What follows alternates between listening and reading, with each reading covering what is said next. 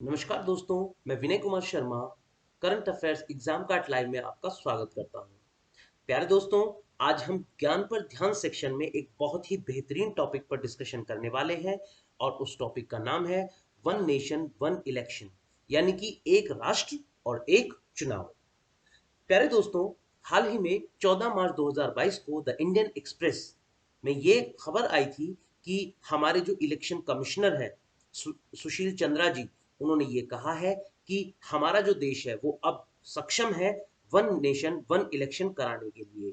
तो अब आपके मन में ये डाउट आ रहा होगा कि आखिर ये वन नेशन वन इलेक्शन क्या है। ठीक है, तो चलिए सबसे पहले तो हम बताते हैं इसकी घोषणा कैसे हुई और किसने की। पहले दोस्तों, नेशनल वोटर्स डे के दिन देखिए, नेशनल वोटर्स डे के दिन क्या आप जानते हैं नेशनल वोटर्स डे होता कब है? नेशनल वोटर्स डे होता है 25 जनवरी को। हर साल 25 जनवरी को नेशनल वोटर्स डे मनाया जाता है और इसी दिन हमारे देश के प्रधानमंत्री श्री नरेंद्र मोदी जी ने ये बात कही कि हमारा जो देश है वो वन नेशन वन इलेक्शन और one nation one voter list के लिए तैयार है। यानी कि हमारे देश में जो इलेक्शंस हैं, चाहे वो किसी भी स्तर के इलेक्शंस हो, एक ही इलेक्शन होगा और एक ही हमारे यहाँ क्या वोटर लिस्ट बनाई जाएगी। ठीक है दोस्तों, ओके। आइए अब इस बारे में थोड़ा सा जान लेते हैं। दोस्तों, ये वन नेशन वन इलेक्शन क्या है? देखिए, आपको पता है हमारे देश में कई तरीके के इलेक्शंस होते हैं, जैसे कि लोकसभा के इलेक्शंस।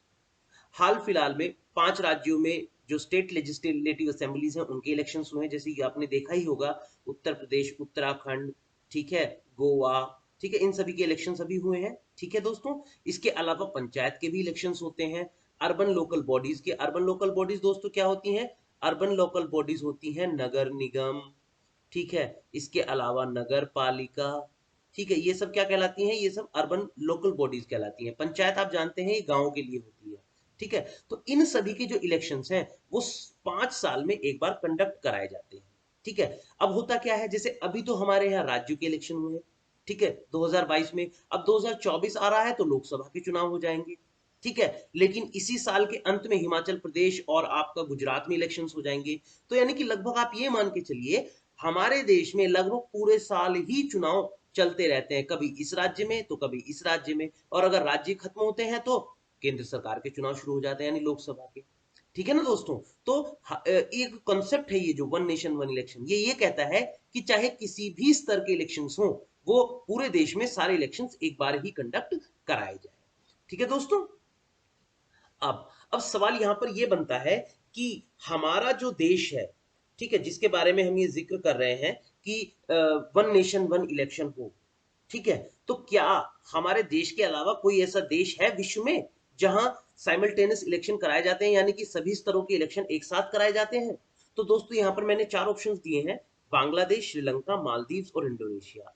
लेकिन इस सवाल का जवाब देने से पहले दोस्तों मैं पहले अपने देश के बारे में तो बता दूं। देखिए, हमारे देश के लिए ये जो कॉन्सेप्ट है वन नेशन वन इलेक्शन का, ये कोई नया कॉन्सेप्ट नहीं है। ठीक है, मैं आपको बता देता हूं। मैं 4 वर्ष यहां पर लिख रहा हूं, 1952, उसके बाद 1957, उसके बाद 1962 और उसके बाद 1967। ये जो 4 साल जो मैंने आपको यहां पर लिखे हैं, ये वर्ष ऐसे थे जब हमारे देश में लोकसभा और स्टेट असेंबली, यानी कि जो विधानसभाएं हैं, उनके लिए इलेक्शन साइमल्टेनियसली यानी कि एक साथ कराए गए थे इन 4 सालों में। ठीक है दोस्तों, लेकिन बाद में होता क्या है, 1968 और 1969 के दौरान इनको बंद कर दिया गया। ठीक है, ये प्रैक्टिस जो है ये डिसकंटिन्यू कर दी गई। क्यों? क्योंकि देखिए बहुत सारे रीजंस होते हैं। ठीक है, जैसे कि हमने कराया इलेक्शन लेकिन स्टेट असेंबली डिसोल्व हो गई। अब मान लीजिए भाई, हम तो उम्मीद ये करते हैं ना कि कोई भी स्टेट असेंबली हो, वो जिस दिन सेलेक्ट हुई उसके बाद 5 साल तक रहेगी। लेकिन मान लीजिए उससे पहले ही स्टेट असेंबली डिसोल्व हो जाती है, तो भाई इलेक्शन तो फिर मैंडेटरी हो जाते हैं ना कराने के लिए। तो 1968-69 में फिर ये प्रैक्टिस को डिसकंटिन्यू कर दिया गया। ठीक है दोस्तों, तो अब सवाल ये बनता है कि क्या कोई ऐसा देश है जो ये इलेक्शंस जो है इनको कंडक्ट करा रहा है? तो दोस्तों मैं आपको बता देता हूं, पहले सबसे पहले तो मैं जवाब दे दूं, इस सवाल का उत्तर है डी। ठीक है, तो मैं आपको उन देशों के नाम बता देता हूं।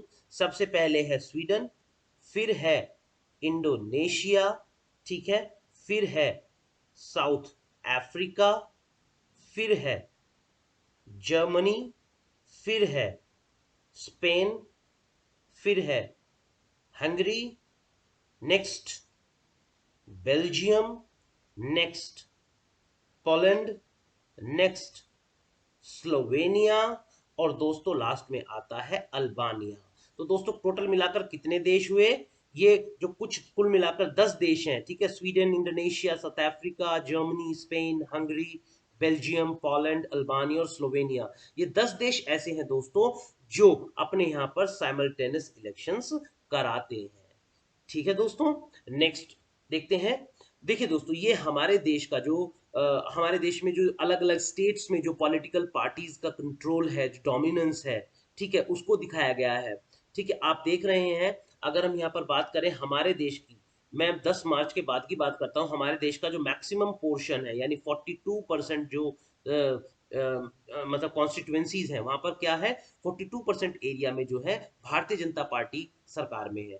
27% एरियाज में कौन है, आपको अदर्स मिल जाएंगे। ठीक है, फिर आपको यहाँ पर महाविकास अघाड़ी मिलेगा, इंडियन नेशनल कांग्रेस मिलेगा और कुछ वाईएसआर पार्टी, ठीक है, ये मिल जाएंगी।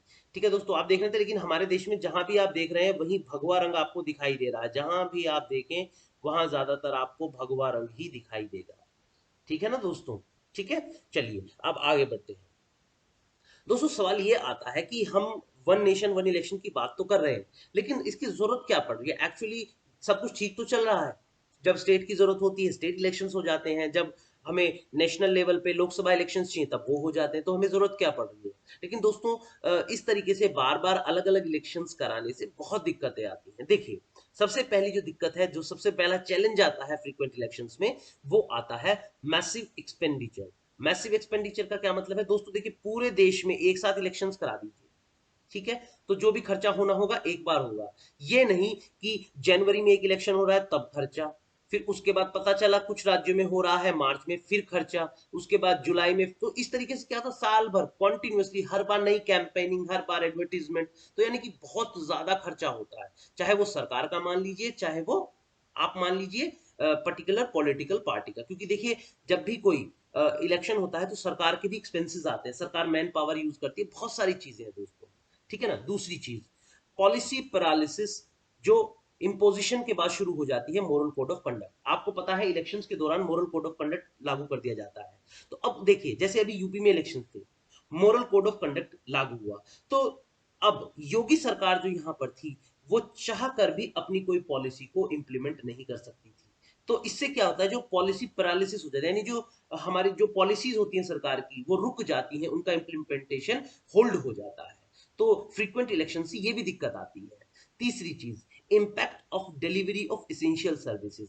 आप देखते हैं जब चुनाव जैसा महापर्व हमारे देश में होता है, तो हर तरफ हर व्यक्ति इसका दीवाना होता है, अपनी अपनी पॉलिटिकल पार्टीज को लेकर जुलूस निकलते हैं, बहुत बड़े बड़े कैंपेनिंग होती है, लोग सब काम धाम छोड़कर अपने नेताओं की रैलियों में चले जाते हैं। तो इससे क्या होता है, जो एसेंशियल सर्विसेज होती हैं उनकी डिलीवरी इंपैक्ट होती है, उनको उन पर असर पड़ता है, प्रभावित होती है वो।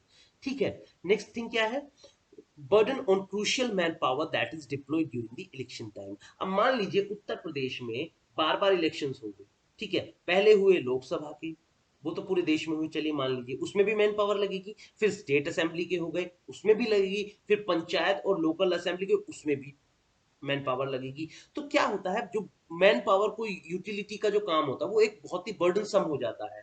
ठीक है, तो ये भी बड़ी दिक्कत होती है बार बार इलेक्शंस होने से। तीसरी चीज, जब भी बार बार इलेक्शन होंगे तो जो पॉलिटिकल पार्टीज हैं उन पे प्रेशर बढ़ जाता है। क्यों? लोकसभा चुनाव के लिए खर्च करें, स्टेट असेंबली के लिए खर्च करें, पंचायत के लिए खर्च करें, और फिर जो आपकी अर्बन लोकल बॉडीज हैं उनके लिए खर्च करें। तो पॉलिटिकल पार्टीज पर बहुत बड़ा प्रेशर हो जाता है, और सबसे बड़ा प्रेशर तो लोकल पार्टीज के लिए आता है। ठीक है, जो आपने सुना होगा ना, निर्दलीय विधायक या निर्दलीय लोग खड़े होते हैं, ठीक है, उन पे ज्यादा प्रेशर आता है। क्यों? क्योंकि जैसे जैसे दिन बीत रहे हैं वैसे वैसे अपना डोमिनेंस क्रिएट करने के लिए जो ये जो इलेक्शंस का जो काम है बहुत ही ज्यादा एक्सपेंसिव होता जा रहा है। ठीक है, जिसपे जितने ज्यादा पैसे होंगे वो अपने आप को उतना बेहतर परफॉर्म कर पाएगा, अपना एडवर्टीजमेंट कर पाएगा, लोगों तक अपनी पहुंच बना पाएगा। तो दोस्तों, आपने यहां पर ये देख लिया कि जो बार बार इलेक्शंस होते हैं उनका जो चैलेंजेस है वो हमारे सामने क्या क्या चैलेंजेस है। ठीक है दोस्तों, नेक्स्ट थिंग, अब हम देखते हैं जो साइमल्टेनियस इलेक्शंस हैं उनके बेनिफिट्स क्या क्या हो सकते हैं। देखिए, सबसे पहले तो मैं आपको बता दूं, सबसे पहला जो इसका बेनिफिट होगा वो होगा गवर्नेंस और कंसिस्टेंसी को लेके। ठीक है, जो भी रूलिंग पार्टी है, अगर एक वन टाइम वन इलेक्शन हो रहे हैं हमारे देश में, तो जो भी रूलिंग पार्टी है वो अपने कानून नियम इन सब पर फोकस कर पाएगी। ठीक है, और ऐसा नहीं है कि वो निरंतर सुबह से लेके शाम तक और जनवरी से लेके दिसंबर तक अपनी कैंपेनिंग में लगी है। ठीक है, इसका उदाहरण आपको हाल फिलहाल में ही दोस्तों दिखा होगा न्यूज चैनल्स पे। आपने देखा होगा अभी 10 मार्च को, ठीक है, 10 मार्च को क्या हुआ उत्तर प्रदेश में, ठीक है, उत्तराखंड में, और आपके क्या कहते हैं गोवा वगैरह में, ठीक है, और पंजाब में। ठीक है, इन राज्यों में क्या हुआ, कैंपेनिंग खत्म हुई है। ठीक है, इन सबके चुनाव परिणाम आ चुके हैं। लेकिन जैसे ही इधर चुनाव परिणाम खत्म हुए, हमारे प्रधानमंत्री श्री नरेंद्र मोदी जी कहां पहुंच गए हैं, वो गुजरात में पहुंच गए हैं। क्यों? क्योंकि अब गुजरात असेंबली में दिसंबर तक, इस साल के अंत तक वहां भी इलेक्शंस होंगे। इस फिर वहां पर साथ ही साथ हिमाचल प्रदेश में भी इलेक्शंस होंगे। तो आपने क्या देखा, मोदी जी अभी पिछले 2 महीने से तो लगे हुए थे इन 4 राज्यों में। अब इन 4 राज्यों के खत्म होते मोदी जी लग गए गुजरात और हिमाचल प्रदेश में। तो क्या होता है, रूलिंग पार्टी के लिए साल भर कैंपेनिंग चलती रहती है, और दूसरे जो काम है कानून निर्माण करना, प्रशासन करना, वो सब हैम्पर हो जाते हैं। ठीक है, तो अगर साइमल्टेनियस इलेक्शन होते हैं तो एक बार ही सब कुछ करना है, एक बार ही आपको कैंपेनिंग वगैरह करनी है, और वो खत्म होने के बाद आप अपना जो पॉलिसी है फॉर्मेशन है, लेजिस्लेशन फॉर्मेशन है, इन सब कामों में पार्टीज लग सकती हैं।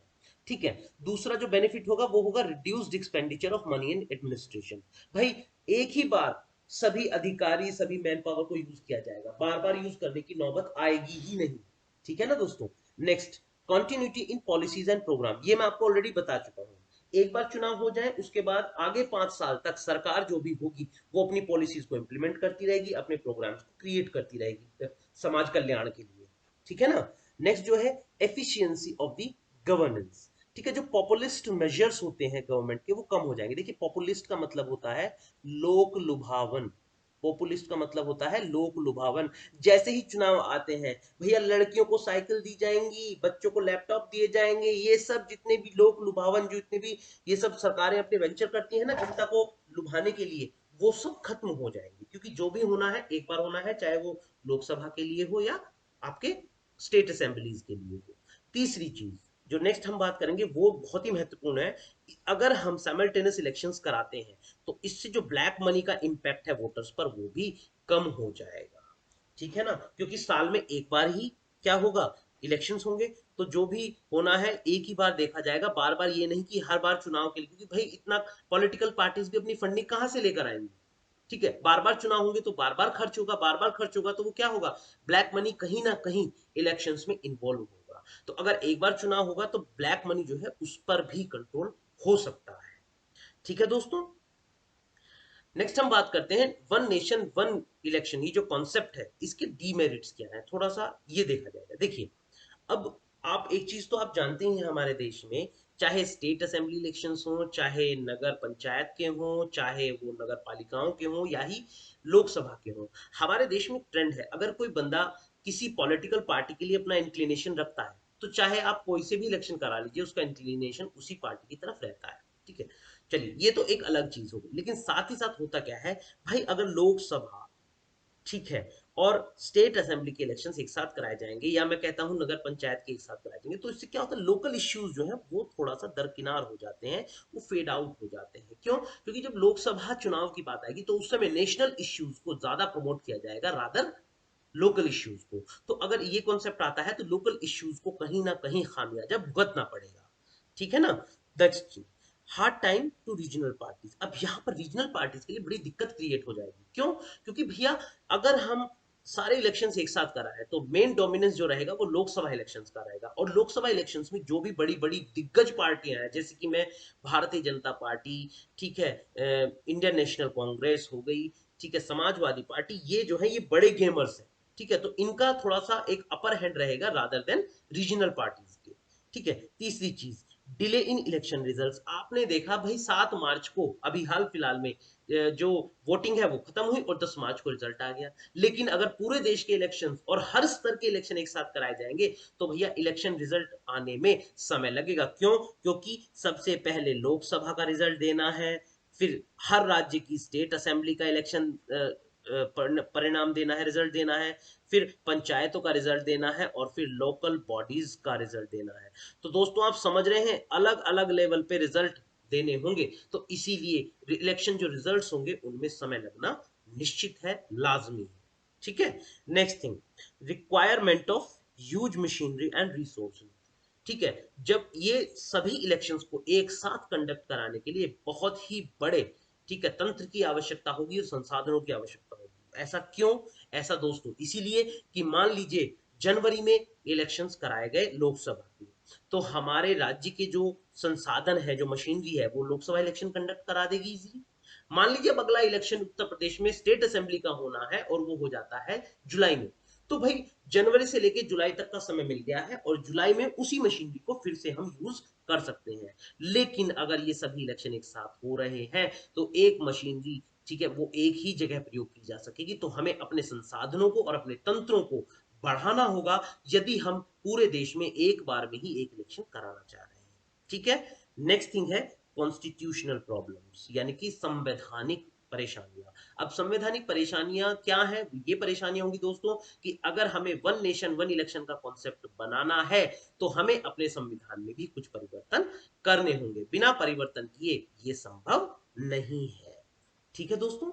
आइए अब देखते हैं जो संवैधानिक अमेंडमेंट होंगे इस कॉन्सेप्ट को लागू करने से, वो कौन कौन से होंगे।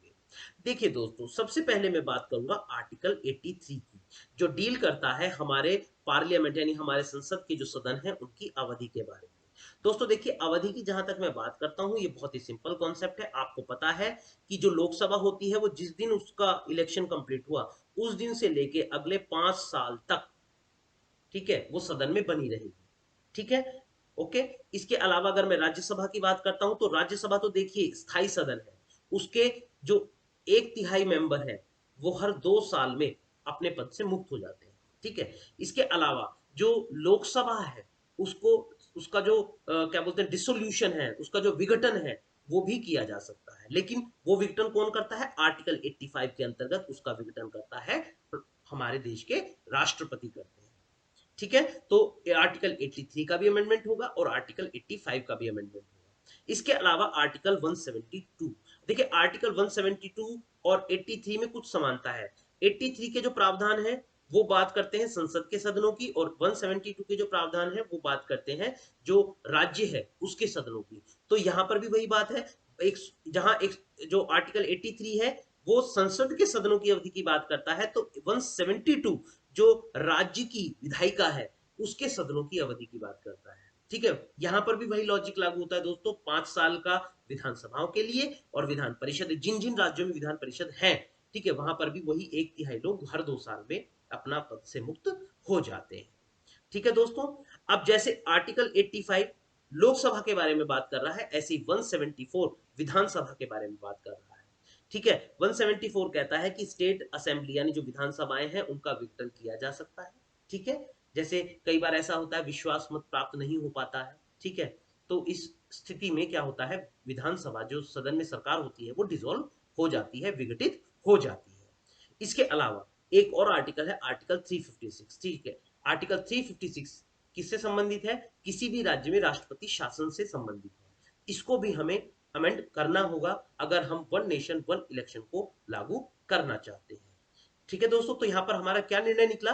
आर्टिकल 83, आर्टिकल 85, आर्टिकल 172, आर्टिकल 174 और आर्टिकल 356, ये कुछ ऐसे अनुच्छेद हैं हमारे संविधान के जिनको संशोधित करना होगा यदि हम अपने देश में वन नेशन वन इलेक्शन का कॉन्सेप्ट लागू करना चाहते हैं। ठीक है दोस्तों। अब इसके अलावा ये तो हो गए देखिए संवैधानिक प्रावधान। इसके अलावा जो भी चुनाव है, चुनाव से संबंधित एक हमारे देश में, ठीक है, एक एक्ट है जिसका नाम है the representation of people's act 1951, 1951 में, ठीक है, जो है एक एक्ट पारित किया गया था जिसको बोलते हैं रिप्रेजेंटेशन ऑफ पीपल्स एक्ट यानी जनता प्रतिनिधित्व अधिनियम 1951। ठीक है। आपको मैं बता दूं इस एक्ट में भी थोड़े से चेंजेस करने पड़ेंगे। ठीक है। ऐसा क्यों? ऐसा इसलिए करना पड़ेगा क्योंकि मान लीजिए जैसे मैंने आपको बताया कि हमारे देश में पहले भी 4 बार ये इलेक्शंस कराए जा चुके हैं, वन नेशन वन इलेक्शन वाला कॉन्सेप्ट अपनाया जा चुका है, लेकिन फिर बाद में डिसकंटिन्यू हो गया ना। क्यों? क्योंकि स्टेट असेंबली डिसॉल्व हो गई।